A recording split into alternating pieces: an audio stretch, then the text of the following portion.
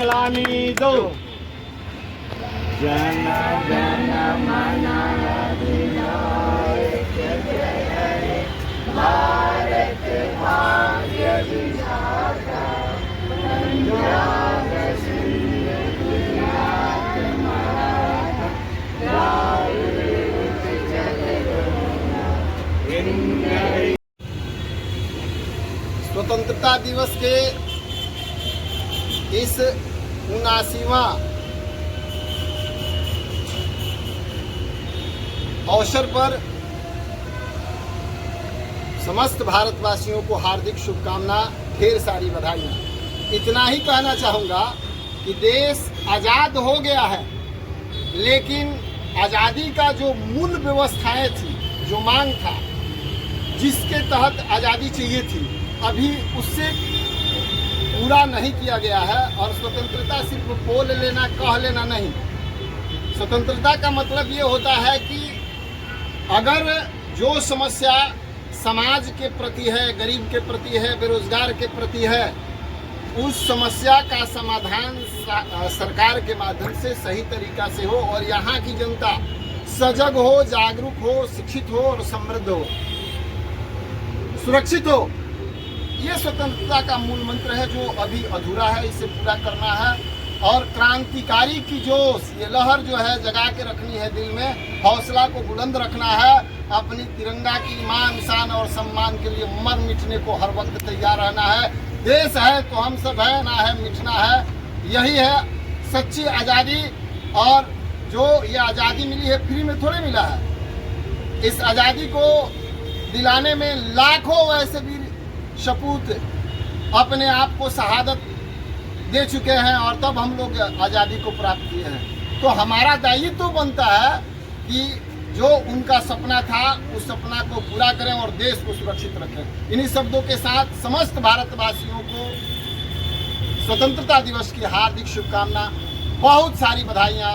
जय हिंद, जय भारत, भारत माता की जय। वंदे वंदे वंदे। मैं आपके सामने एक राष्ट्रगान प्रस्तुत करना चाहती हूँ। शहीदों ने वतन की लाज रखी है, जवानों ने बड़ी कुर्बानियाँ दी है, लहू कितना बहाया है, बड़ी मेहनत से हमने आज का भारत बनाया है, वतन को जिंदगी दी है, शहीदों ने वतन को बंदगी दी है, जवानों ने ला ला ला ला ला ला ला ला ला ला ला ला ला ला। 79वां स्वतंत्रता दिवस मना रही है, पूरे हर्षोल्लास के साथ मना रही है। ये आज 15 अगस्त वो दिन नहीं है जो हर्षोल्लास के साथ मनाने भर के ही शेष है। हमारा देश उन शहीदों का, उन सपूतों का, उन महान वीरांगनाओं का, वीरों का शहादत और कुर्बानियों का एक प्रतिफल है, एक परिणाम है।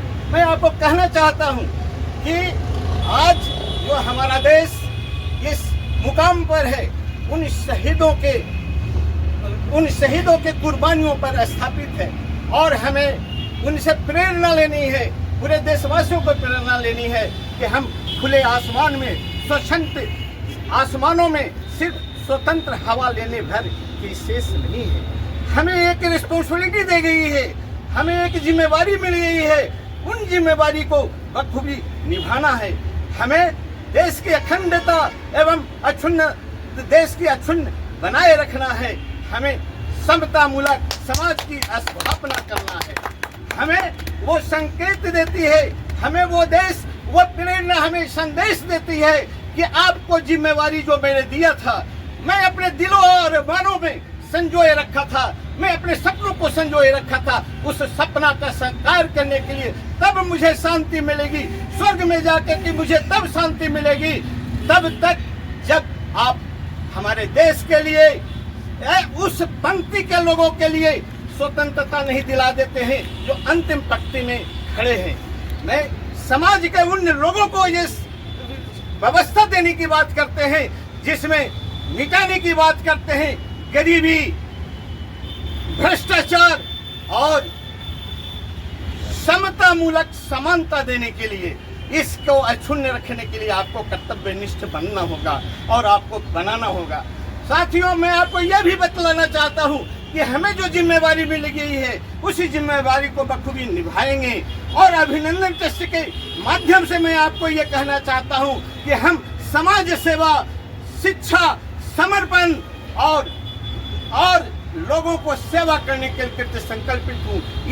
ये संदेश लेकर मैं लोगों को यह बतलाना चाहता हूँ कि हम सब मिलकर आए, जुटे, देश की तरक्की करें, साइंस और टेक्नोलॉजी को बढ़ावा दें और पूरे देश को हम समर्पित करें, समृद्ध बनाएं। इसी संकेत के साथ, इसी संदेश के साथ मैं अपने वाणी को विराम देते हुए मैं फिर से एक बार करना चाहता हूँ, भारत माता की जय, भारत माता की जय, भारत माता की जय, वंदे मातरम, वंदे मातरम, वंदे मातरम, वंदे मातरम, जय।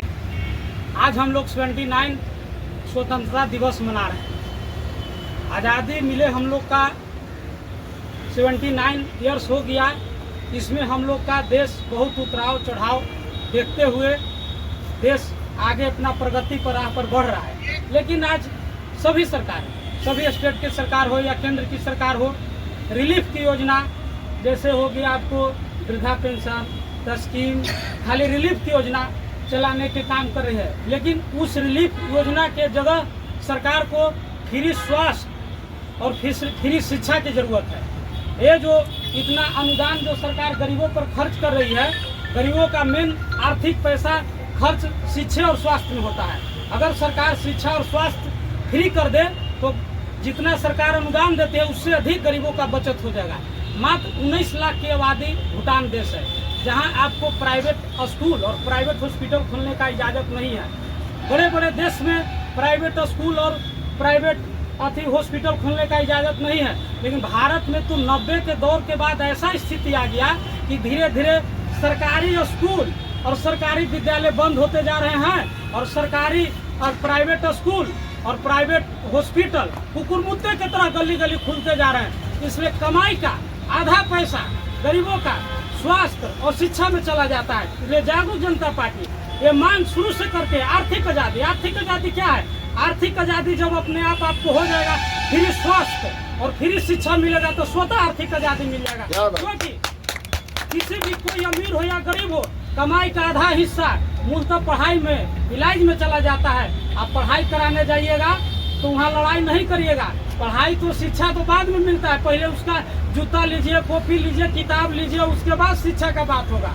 हॉस्पिटल में जाइए तो आप इलाज कराने जा रहे हैं तो वहाँ लड़ाई नहीं कर सकते हैं, क्योंकि आप इलाज कराने जो बिल मांग रहा है दे रहा है, एक दिन का 1-1.5 लाख में। इसलिए भारत को, हर एक नागरिक को इसके प्रति कर्तव्यनिष्ठ बनना होगा। तब भारत ही, बिहार में नहीं पूरे देश में फ्री शिक्षा और फ्री स्वास्थ्य मिलने का काम होगा।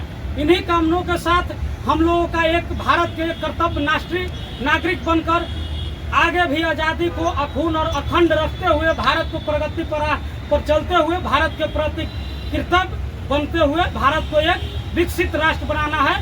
जय हिंद, जय भारत, जय जय।